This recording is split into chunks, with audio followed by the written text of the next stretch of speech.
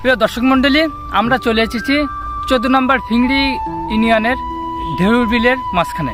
এখানে এক কৃষক অর্গানিক পদ্ধতিতে সবজি করে আসছেন এবং পাশাপাশি সরিষা চাষ করে আসছেন।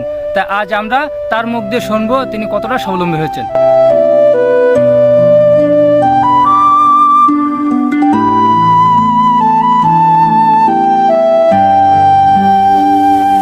ওয়ালাইকুম আসসালাম। ভাই কেমন আছেন? আলহামদুলিল্লাহ ভালো। আপনার নাম? মোহাম্মদ সাইফুল ইসলাম। আপনি আগে কি কি চাষ করতেন? আগে ফুলকপি, ওলকপি, বেগুন এসব চাষ করতাম।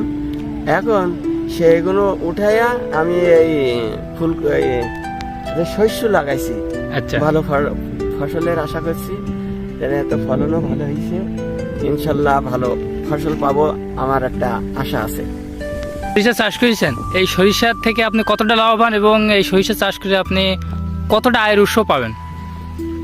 এই শস্য বেচে আমি আমার অনেক টাকা পয়সা ইনকাম করি, আর এই টাকা পয়সা নিয়ে আমার জীবিকা নির্ভর করি, আর এই দিয়ে আমার সব কিছু চলে।